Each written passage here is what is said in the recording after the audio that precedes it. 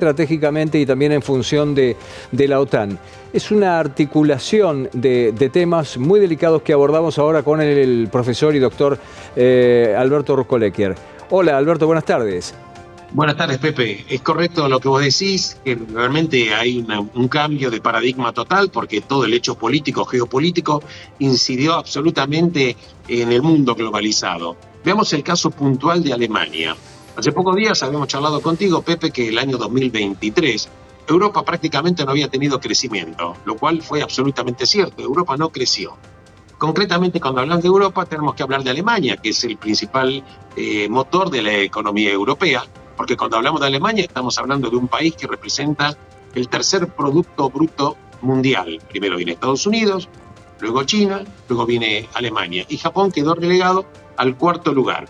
Pero vamos, ¿qué problemas está presentando Alemania? Alemania tiene un par de situaciones, o más que un par de situaciones problemáticas. En principio se están yendo de Alemania 180.000 personas por año que están emigrando. En segunda instancia, están emigrando porque hay dificultades, hay una presión impositiva muy fuerte y además también hay que decir que hay una burocracia enorme dentro de Alemania. Pero Alemania estaba basada en el crecimiento en 2 o 3 parámetros fundamentales.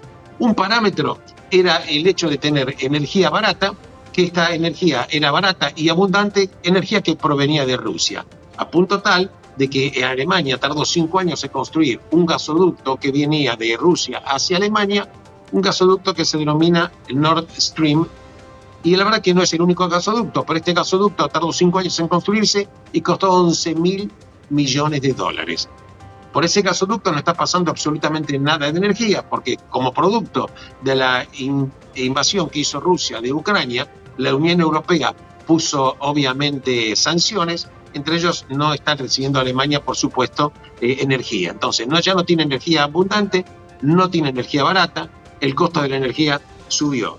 Concretamente también es cierto de que hay, aparte de la inmigración, esto provocó también una emigración por las cargas burocráticas, pero también es cierto que empresas gigantes, como por ejemplo Baas, que es la empresa número 1 en su rubro, está tratando de mover ciertas operaciones. Pero en Alemania existe lo que se denomina un impuesto de salida. ¿Qué quiere decir? Que si una empresa quiere mover su locación hacia otro país, por ejemplo Alemania te cobra un impuesto. En este caso puntual, para las empresas, le cobra un impuesto como si fuera un impuesto a las ganancias, como si hubieran vendido la compañía. Y también las personas físicas que tienen actividad económica también les cobran un impuesto de salida. Entonces vemos carga fiscal enorme, burocracia enorme, energía que ya no es abundante, energía que no es barata. Y además hay otro problema.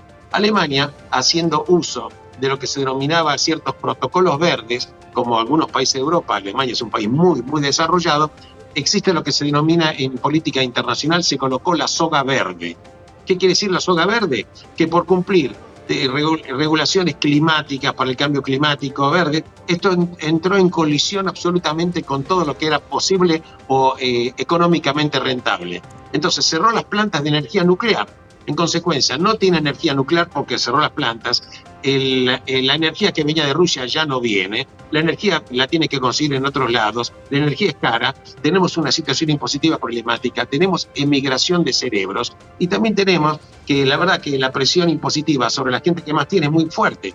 A punto tal te quiero decir que el 20% de todo el impuesto a las ganancias que recauda Alemania, el 1% viene de la parte más rica de Alemania. Quiere decir que el 1% representa el 20% de los impuestos que recauda Alemania en el impuesto a las ganancias.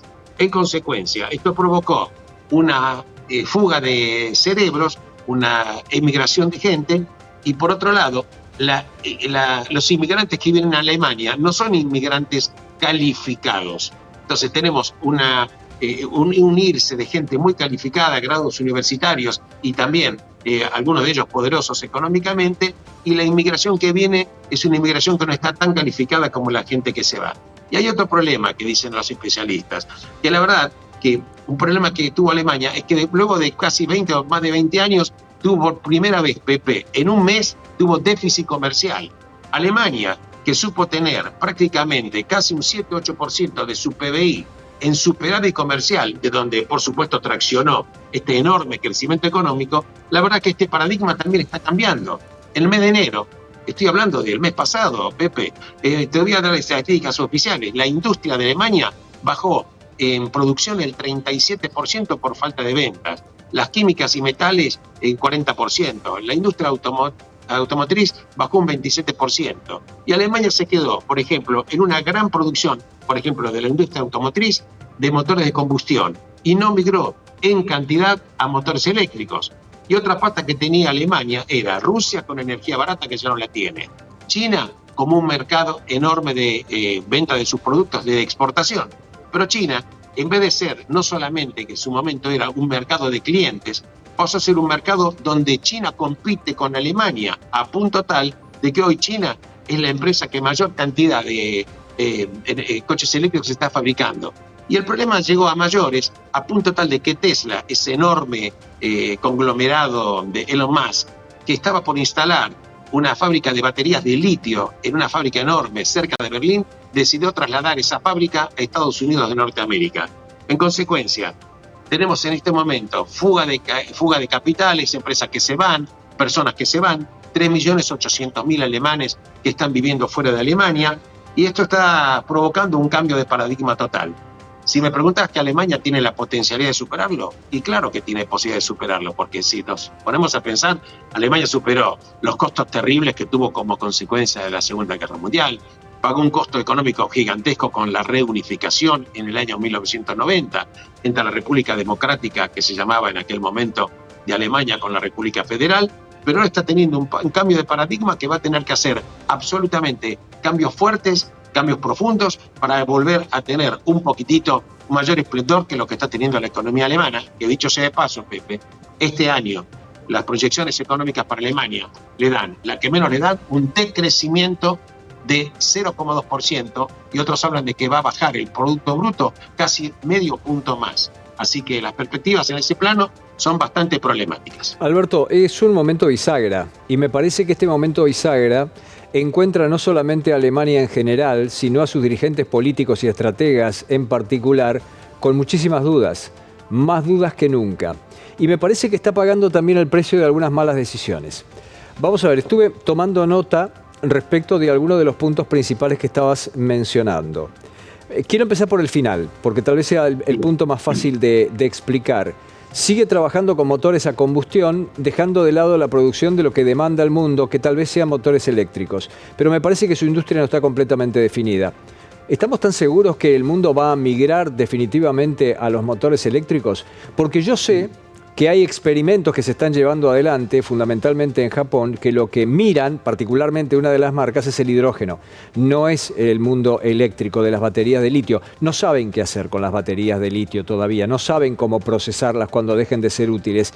Y Alemania, particularmente una de sus marcas, ha estado haciendo experimentos con el hidrógeno. No sé si tiene tan claro hacia dónde debe ir. Tesla lo debe haber notado, sabe que la infraestructura a lo mejor va hacia otro lado y ha decidido instalarse en los Estados Unidos. Ese es el primer punto. El segundo punto es encontrar el rol. Y tengo la sensación que con los muy buenos puntos que vos mencionaste, el rol es saber qué va a ser de Europa geoestratégicamente, cuál va a ser el rol político de la Unión Europea, cómo va a seguir desarrollándose fundamentalmente en el aspecto defensivo y militar. Nadie descarta que de aquí a 3 años, y es un cálculo hecho por algunos sectores cercanos a los Estados Unidos, si Putin sigue haciendo lo que le da la gana, posiblemente deba prepararse Europa para anexiones, invasiones o cuando menos amenazas de una potencia nuclear de entrar más profundamente en el territorio. Y el tercer punto, Alberto, y esto sí te lo cuento porque me tocó vivirlo. ¿Vos te acordás de la gran crisis migratoria que inundaba de inmigrantes que llegaban hasta caminando, cruzando por los Balcanes, llegaban de Afganistán, llegaban de Siria, llegaban de todos lados, entraban fundamentalmente por Serbia y entraban por Hungría, se quedaron estacionados por cientos de miles en Hungría y casi todos querían ir a Alemania? Casi todos querían ir a Alemania. Después fundamentalmente lo fueron repartiendo hacia un lado y otro, pero había un cálculo alemán.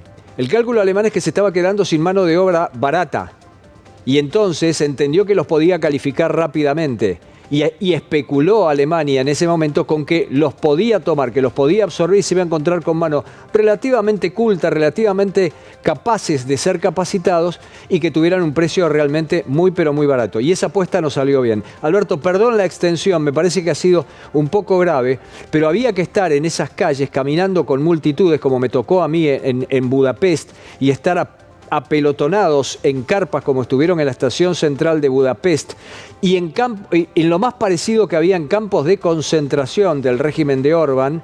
Me ha tocado hablar reja de por medio con personas que pedían por favor y apenas hablaban inglés que los vinieran a buscar, rodeados de perros, luces, y llegaban hambrientos, desarrapados, lesionados sus pies, y tenían un trato realmente feroz. Allí hay todo un combo. Y hay más cosas, pero ahí hay todo un combo que creo que Alemania está pagando hoy día. Alberto, no sé cómo lo ves. Sí, en principio, tomando tu primera observación, coincido totalmente. Ya hace un par de años se está viendo que eventualmente las baterías eléctricas o las baterías de litio puedan ser simplemente un paso intermedio, pero no el definitivo. El hidrógeno parecería ser que, si bien todavía no tiene una aceptación total, parecería ser que tendría que ser la solución final. Por lo cual va a tener que tomarse una decisión. Respecto al tema geopolítico, es totalmente como lo hablamos siempre contigo, Pepe. La verdad que en principio el mundo está careciendo de líderes fuertes. Ya no estamos hablando de Churchill, no estamos hablando de un De Gaulle, no estamos hablando de Eisenhower, estamos hablando de que el mundo carece de liderazgo. Por eso en ese plano también hay que entender que un líder como Putin, independientemente, está haciendo prácticamente a sus anchas lo que quiere con respecto a Europa. Respecto del liderazgo de Alemania, Olaf Scholz, que es la persona que está dirigiendo los destinos de Alemania, hay que decir que está teniendo un rechazo enorme de la población alemana. Y en consecuencia, si eventualmente en las próximas elecciones llegara a fortalecerse la ultraderecha, encarada, por ejemplo, por el partido Alt für Deutschland, la alternativa para los alemanes, no sé qué pasaría respecto de la política con respecto a los inmigrantes. Merkel, la anterior canciller alemana, había tenido una actitud de poner, por ejemplo, una cuota, pero recibir, por ejemplo, a inmigración. Merkel era inteligente y sabía que estaba necesitando ese tema. Pero todo el tema de lo que va a pasar con Rusia, con la invasión, con la OTAN y demás, esto habla de cuáles van a ser los destinos de Europa. Yo pregunto, Pepe, que tampoco tengo la respuesta, ¿será que vamos a ver una OTAN dividida? Por ejemplo, ¿va a haber una OTAN europea independientemente de una OTAN con Estados Unidos adentro? Porque ya muchas personas dentro de Europa están diciendo, atención, que en el caso de que Trump llegara a ser presidente norteamericano, recordemos que Trump quería desfinanciar la OTAN en su momento. Es verdad, eran otros tiempos políticos, pero él decía que let's make America great again, hagamos nuevamente América grande nuevamente, entonces no empecemos a gastar plata en conflictos que no nos interesan o que no tenemos que poner. Esta semana hubo un diálogo que hubo entre Trump y un representante de la Cámara de Representantes en Estados Unidos, y le preguntaron concretamente, estuve viendo en Estados Unidos, si Putin, decía del Partido Demócrata, era o no un asesino. Le pregunta a Trump. Y Trump evadió totalmente la respuesta, diciendo, también en Estados Unidos tenemos asesinos. ¿Qué te quiero decir con esto, Pepe? Hacia dónde se inclina la geopolítica va a tener un impacto pleno también respecto del futuro económico de Europa y eventualmente también para el resto del mundo. Respecto a lo que vos decís, es totalmente cierto. Yo en la época de la década del 90 fui corresponsal de guerra, estuve un par de meses viviendo en los Balcanes, me tocó ver esa marea humana de gente haciendo cola en los consulados de las embajadas, por ejemplo, de Austria, etcétera, tratando de pedir una ayuda para obtener por lo menos una posibilidad de salir de los Balcanes. La verdad que el mundo también hay que entender que la economía es también el efecto de lo que se hace con la política. Alberto, gracias por este tiempo. Muchísimas gracias a vos, Pepe. Un saludo muy cordial. El doctor Alberto Rujol-Ecker. Seguimos, tenemos más.